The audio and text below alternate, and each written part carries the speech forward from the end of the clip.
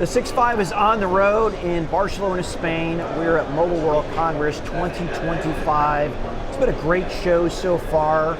I think this is around my 10th or 11th year, and I do feel a big sense of optimism. Optimism about AI, what this could mean to the edge, what this could mean for carriers, carrier equipment providers, and of course, systems integrators as well. Now, with AI, as we have seen, the threats increase, and the attackers basically have greater tools to come in and steal your data, get your money, and basically do nefarious things. One thing that has been very high on the agenda, though, is making sure that security systems are quantum safe. So essentially, when quantum systems get online, attackers will have even greater capabilities. So, how do you protect those critical infrastructure and systems? And I am very pleased to have both Luke and Lory here again on the 6.5. It's been 2 years. Wow. And I love it. It's like a chaptering here. In 2022, the GSMA committee was formed, so this is wonderful. I'm sure there's been a lot of progress. There has, yes. Yeah, so anyways, thanks for coming on the show again. Thank you for having us. Good to see you again. You too. Probably a great place to start, Luke. I'll start with you, is maybe talk a little bit about the partnership with IBM and talk about what has happened in the last 2 years. I will talk about what's happened in the last 2 years and also what's happened in the last 2 days, because we had a very good announcement on Monday regarding the latest step in our collaboration. But Vodafone has been working with IBM on all things related to quantum for probably nearer 3 or 4 years actually, looking at both the fantastic capabilities that quantum computers can bring us as a telco operator once these devices are available at scale, but also working very, very hard to make sure that we can secure our networks against a threat posed by cryptographically relevant quantum computers. So we've been working hard to pilot and co-develop some tooling that allows us to automate the way that we do cryptographic discovery across our networks, in other words, finding out where we have vulnerable forms of cryptography, and then work out ways to remediate and mitigate the threat that might pose to our systems.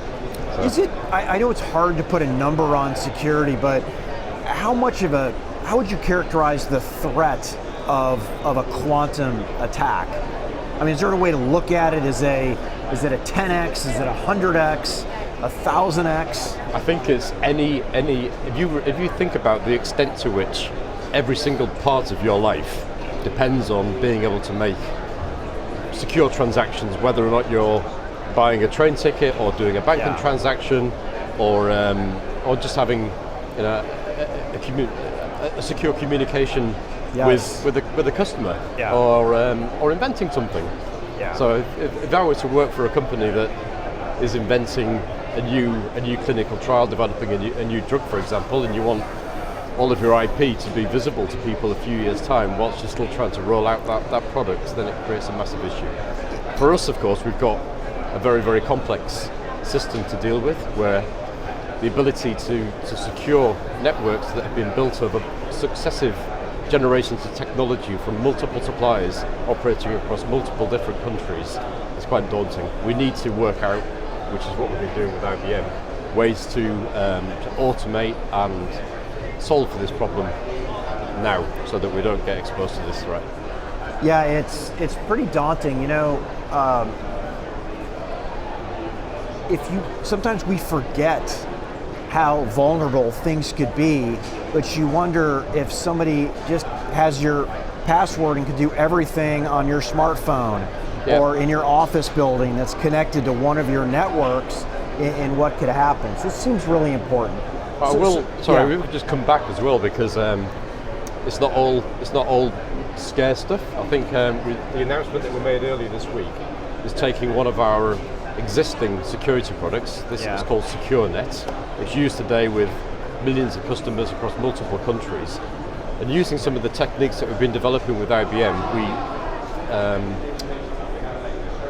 piloted and incorporated a way of remediating and helping to mitigate the threat in a way that helps us demonstrate how we can bring that into a product even today. So given that it's going to take the world many years to fully migrate to these new forms of cryptography, what we've demonstrated this week is something that allows that capability to be expedited in a very, very meaningful way into some real products. So we're very excited about the development. Yeah, it seems very important. And I don't know, Lory, if you wanted to comment on the threat level. I mean, this is what you do. And I know it's very hard to measure how big a threat is, but any comments on that? Well, I think there are two angles to look at. One is ultimately the increasing value and reliance that we have as society on connectivity. Yeah. So connectivity underpins digital society, digital economy, and this is why ultimately this isn't a telco problem. This is a problem that extends across sectors. Yeah. The other aspect I would say is around security. There are many security threats, and we need to be looking at quantum as one of many security threats that can ultimately compromise our digital society and our digital economy.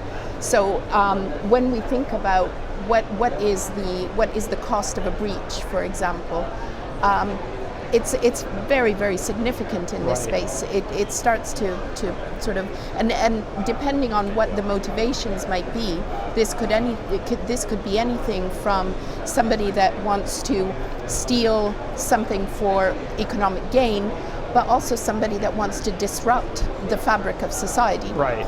So so there's a lot at stake, and maybe I haven't given you the number you were looking for, but well, like I said, I prefaced it with it's really hard to quantify this, but it's almost like, hey, what's the value of keeping our roads, our bridges, our first alert folks, our consumers, and us connected as we are today? Exactly. Right? So think of logistics, think of defense, all of these areas that are really fundamental to. So this isn't a telco problem, is what I would say, and we shouldn't be looking at it exclusively as a telco problem. No, it makes it sound like a troublesome child. No, but I would just to kind of build on what Lory said regarding the criticality of the infrastructure. So we talk about critical national infrastructure, so systems operated for governments or on behalf of the country, such as electricity grids or the way that we meter water or the way that we meter energy. These also are intrinsically connected these days. And if we have a threat that can impact the way that energy or water or gas or the road infrastructure is monitored and controlled, then clearly this has a very, very big impact on life I in appreciate general. you commenting this. Just sometimes our audience might take this for granted, so I thought that'd be a good place to start. No, it's a good one to raise. So Lory, can you tell us more about the partnership you have with GSMA on the post-quantum network task force? So really excited because in the last couple of days we've run a couple of events that have gained huge traction, so hugely oversubscribed. But more importantly, the content that we actually saw was really exciting. So we saw real progression from when we started. When we last spoke, the task force was new. We were still trying to figure out what was the role of the task force and what is it that we needed to focus on. Since then, we've published a number of documents that have started to explore what does post-quantum cryptography mean for telco. What do the telcos and the wider telco ecosystem need to do to prepare for this important transition? And I think now what we've seen is, first of all, we've collected an amazing group of people that are looking at this from different angles. So we've got the point of view of the operator, which is obviously very, very important, the point of view of the telco technology providers, but also from the government and policy. So bringing all of that together has been first of all, very interesting, but I think really important to ensure that there is an executable plan in how we implement post-quantum cryptography over the next sort of 10, 20 years. Yesterday we had our seminar. One thing that we've seen that has evolved is that the people in the task force, the companies that are part of the task force, have started doing some actual work that they've brought the demos to MWC. Oh, okay. So we've seen some really exciting demos that show that there is actual work going on, that there are solutions that are being made available, solutions that are evolving. And I think that's probably one of the most exciting aspects of what the task force has brought, because it's fostering that collaboration that is going to be a really important element of successfully implementing post-quantum cryptography. Yeah, so my guess is part of this would be, okay, here's why we're doing this. Kind of like the beginning of the conversation we had. I guess there would be some standards, either evolution of the standards, maybe even a how-to of like, well, where do I start? How do I do this? Which is very much the type of collateral we've been building within the task force, actually, is exactly to address that challenge. Yeah. Quite daunting otherwise if you look at it from... Given everything we said about the scale of the threat and the scale of what can go wrong if we don't address it, right? We have started to provide some very systematic deliverables over the past 2 years since we launched this initiative, to give people some real insight into how to consider the risks, how to build an awareness of where the vulnerable cryptography is. And also yesterday we had some very, very good perspectives from adjacent parts of our industry as well. So we had a deliverable looking at how it impacts IoT. Right. We're doing collaboration with the automotive industry. Okay. We had some great perspectives from the financial services industry as well, all trying to use the same now standardized NIST algorithms that were published in August last year, which again is another development since we last spoke. Yeah, I was about to say that since we last spoke, one of the key milestones has been the publication of the first set of NIST standards, and that's been a real catalyst that has created a lot more momentum behind the whole quantum safe topic. So we've seen a lot more, I guess this is becoming more real than maybe it would have been when we talked 2 years ago. Well, the great part is scale here. I mean, I like to joke that, okay, I'm an industry analyst today, but I used to have a real job, okay?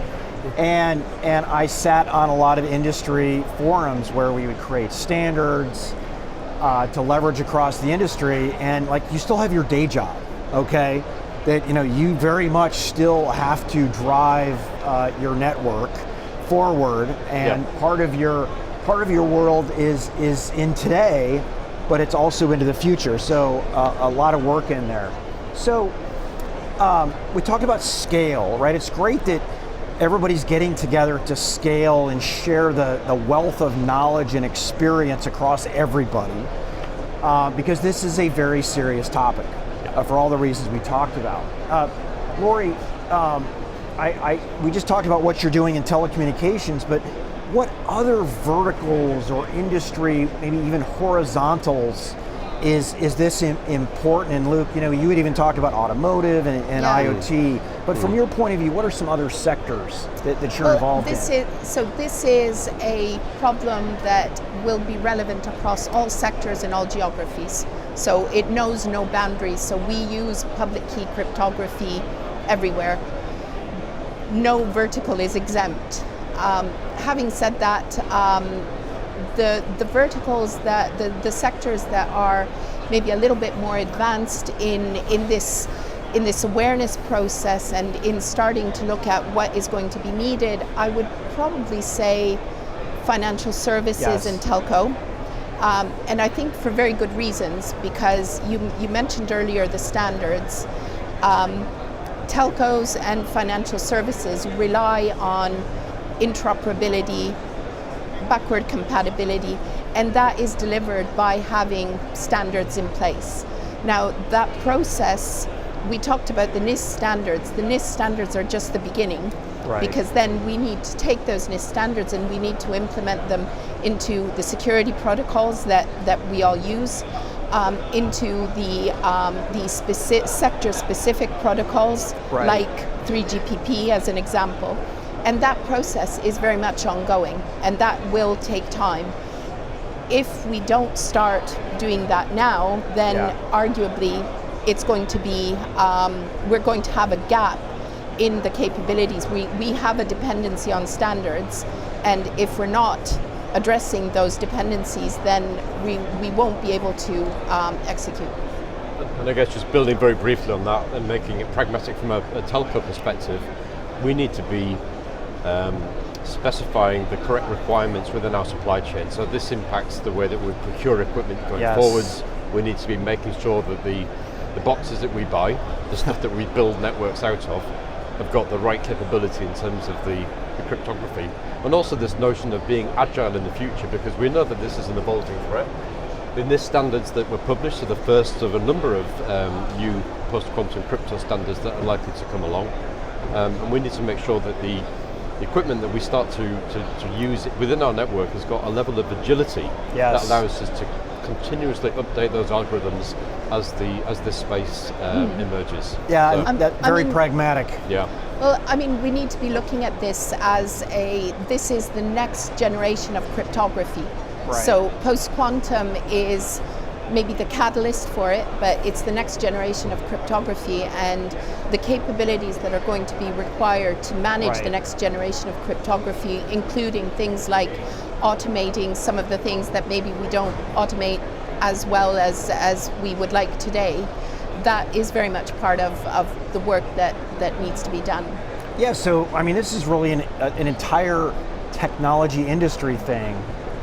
Public cloud, private cloud, mainframe, client server, mobile, carrier, every network intermediary in there. No, this is great stuff, and this really shows the value of collaboration. I know a lot, some people are like, oh great, another committee, but it's like, no. We need shared knowledge, shared learning, and implementation and standards. Even back to the pragmatic, I need to buy equipment that complies with this, that's agile too, to be able to do what I need to do and be quantum safe. Mm-hmm. I mean, maybe on a sort of more positive note, rather than just saying you need to do this, but the early preparation is important also because it gives us, we in security we don't always have the advantage of somebody calling us up 10 years in advance to say this is going to be broken in 10 years time. So how do we leverage the fact that we do have that time to do it, and starting early allows us to do it a lot more efficiently. So we can leverage our technology, our normal technology refresh cycles, we can prepare the standards, we can do all of these things that, normally when something happens, you don't always get advance warning of it. That's right. Rarely you get advance warning of it. Yeah. Good point. Yeah. Luke, Lory, thank you so much. Congratulations on the progress. Oh, thank you. I mean, again, I've been on committees, I've been on standard. I mean, it's hard because you have your day job and what you're charting out defense of the unknown in a way, which is even harder, right, than just, let's say, a bus interface standard or something like that. So thanks for coming back in the 6.5, and I don't know, maybe a year or 2 years from now we can do this again. Absolutely. To see where we are. Thank you. Anyways, thank you very much. Thank you. So this is Patrick Moorhead from Moor Insights and Strategy on the 6.5, talking about crypto safe technologies in carrier equipment and with carriers. Tune into all of our IBM content and go back and look at 2 years ago at the interview we did with IBM and Vodafone, and you gauge for yourself the progress that has been made. I am sure you will agree with me that there's been a lot of progress. So thanks for tuning in and take care.